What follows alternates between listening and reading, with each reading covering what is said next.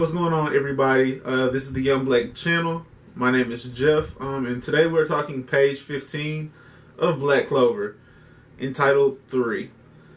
I really enjoyed this chapter, man. It was a very good chapter through and through. I love the opening panel where we get to see Asta, Noel, and Luck all up against my man Lotus. And I like that we found out his name in the backstory versus them having to be like, oh, I am Lotus Womalt or whatever. I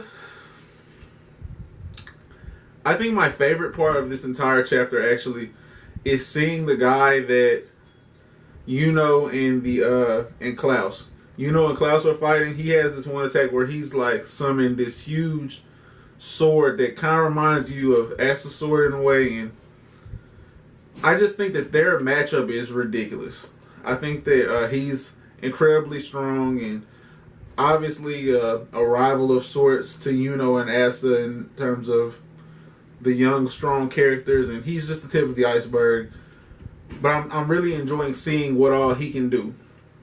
I thought we were about to see Luck go down a really bad path earlier, where it explains in his backstory that the woman that he's so fondly attached to and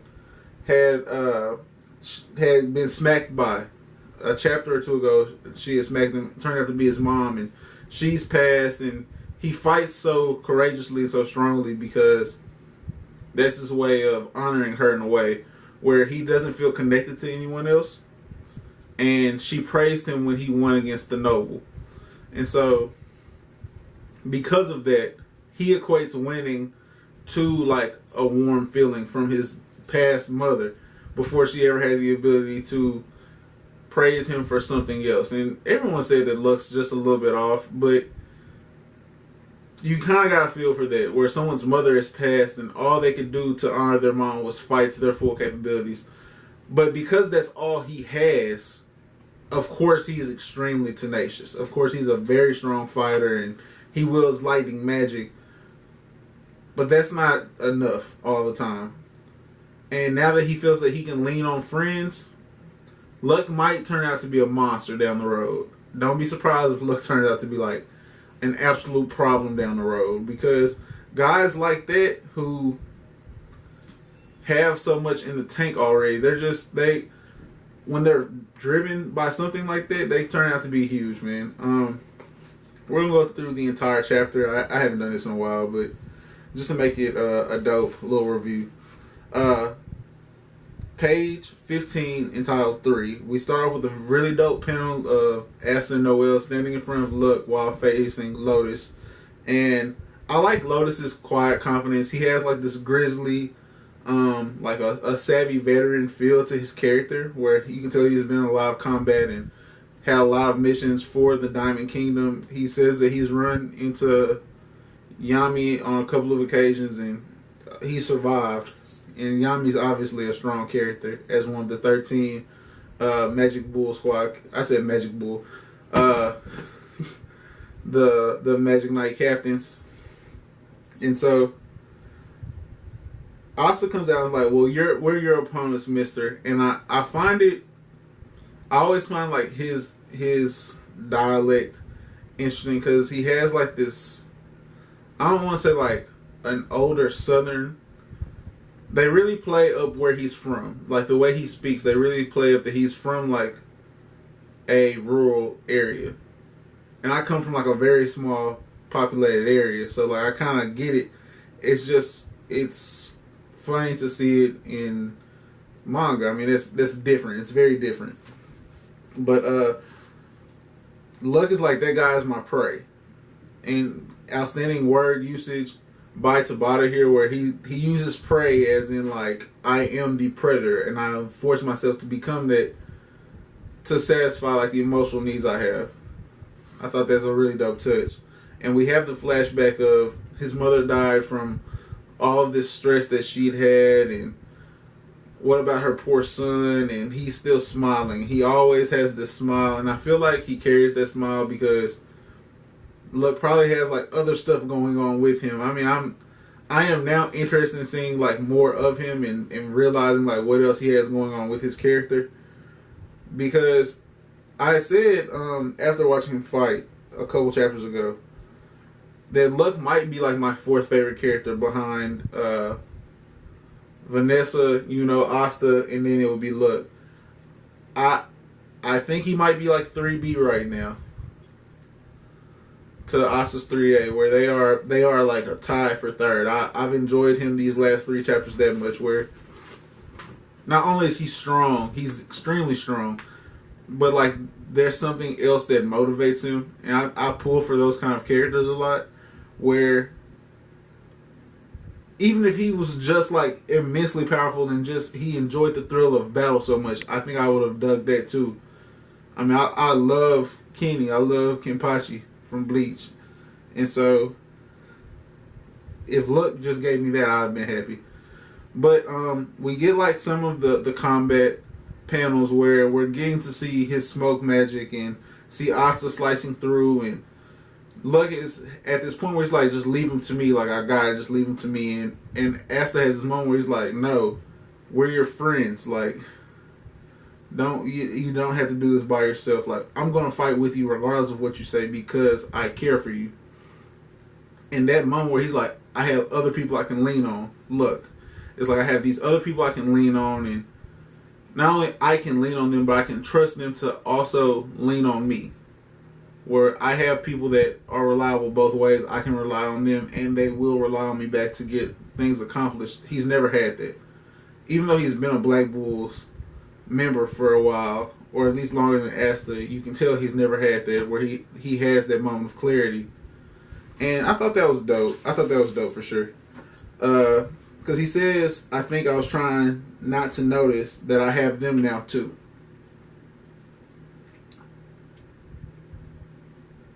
The coldest part of this this interchange is that Asta is fighting while Luck's kind of like realizing everything that's going on, and this entire time I don't think Lotus has realized Asta doesn't really have like a magic ability, because his reflexes are so finely tuned, and he's so cold with that sword that he's going to push you. Like he's going to push you, and the fact that he's slicing through your magic,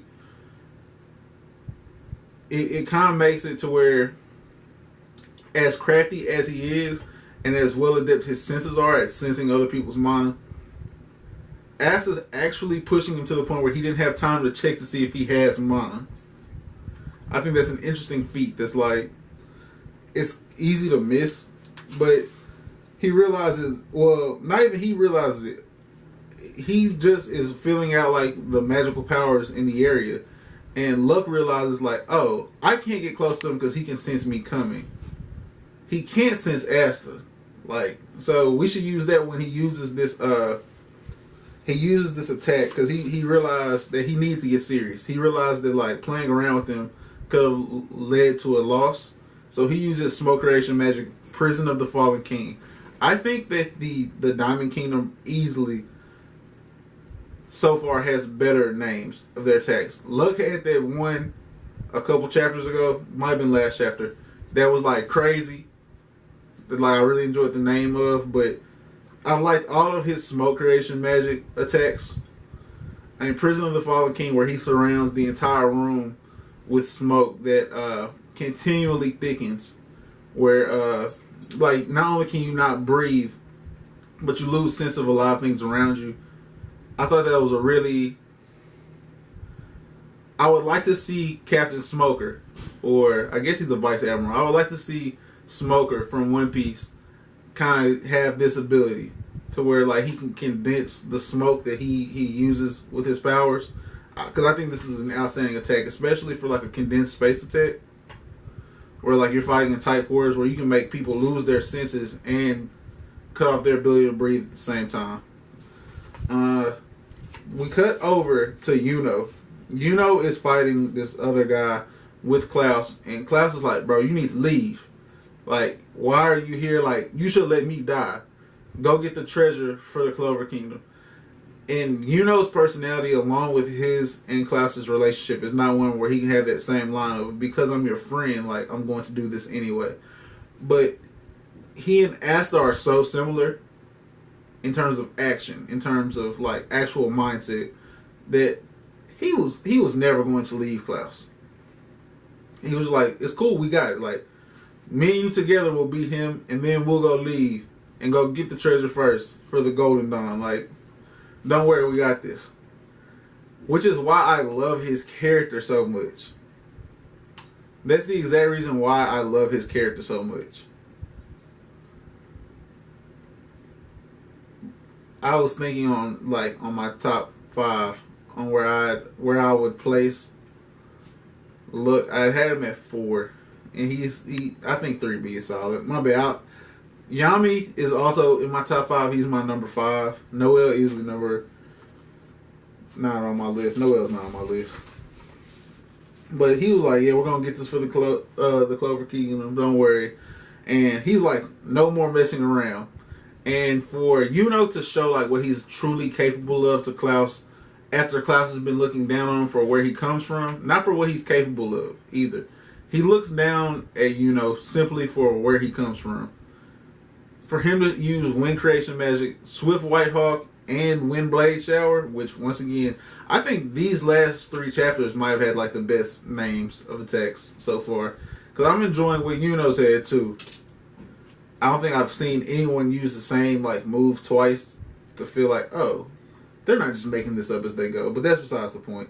For him to be able to use both of those at the same time, Klaus is like, he can use both of those at full capacity at the same time. Like, has he just been hiding this from us? And I think the look he shows is, I don't want to say it's a look of like assumed inferiority, but it's definitely shock. I'm not sure if he can use, I think he summons steel, like he's adept at steel creation. I don't know if he can use multiple creation techniques at the same time, but if he can, he probably viewed it as something of noble blood or something that experienced Magic Knights can do. And while Yuno is not that, Yuno is juiced, bruh.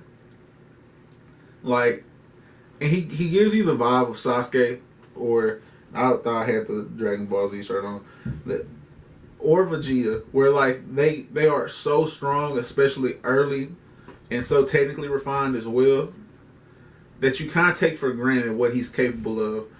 But he has so much growth left to do.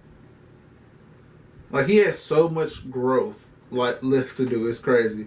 And I love that this guy is pushing him.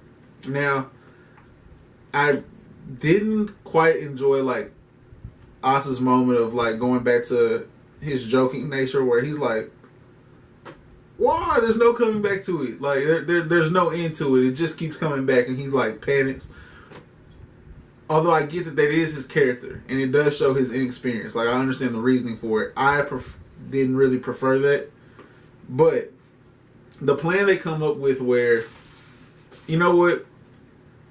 Look, if you can sense him and start moving him in one direction with like blind attacks, where it seems like a barrage, but you can kind of assume where he's going and know that you're going to miss him. But as long as you keep getting close enough that he has to dodge in the same direction, I'll use a quick magic shot, a quick water magic shot. And I'm curious to see like if it was Luck or Noel that came up with this. Because we know that Luck is adept at fighting, but he's not really a teamwork fighter. And we know that Noel has confidence issues with her water magic. So did she take a confidence boost and is like, you know what, I can make sure that Asta gets there in time. Like, I feel like that's an interesting point that like I just thought of it, like which one of them came up with that plan. I know it wasn't Asta. Like, Asta was just like, I'm gonna cut over there till I get to you. But intriguingly enough, I wonder which one of them came up with this plan to throw Asta to where Lotus had been hopping to. And he lands a very solid shot to the arm with his anti-magic sword. I didn't notice that he did that earlier. I didn't notice that he bled as soon as he got hit on contact with the Hun. But he was like, even I have never fought someone that didn't have magic. Which goes to show, like, I think this will create a legend. This will start to build Asa's legend up. which is solid. Like, it's also, this fight is also going to, or the other fight going on in the same area is going to build Yuno's legend up. Where, hey, the Clover Kingdom got a couple rookies over there that's kind of solid, like that you might need to watch out for.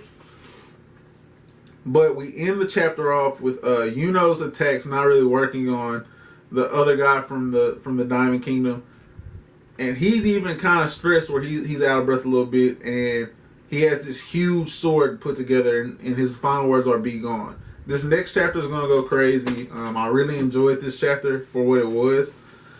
As far as it being like an action-packed chapter, it's still building up to like a climactic moment. It's still not the middle of like as good as it's going to get. And for that reason, it's a great chapter. But for it to be so good and not be at the top, my expectations are really high for what's coming forward.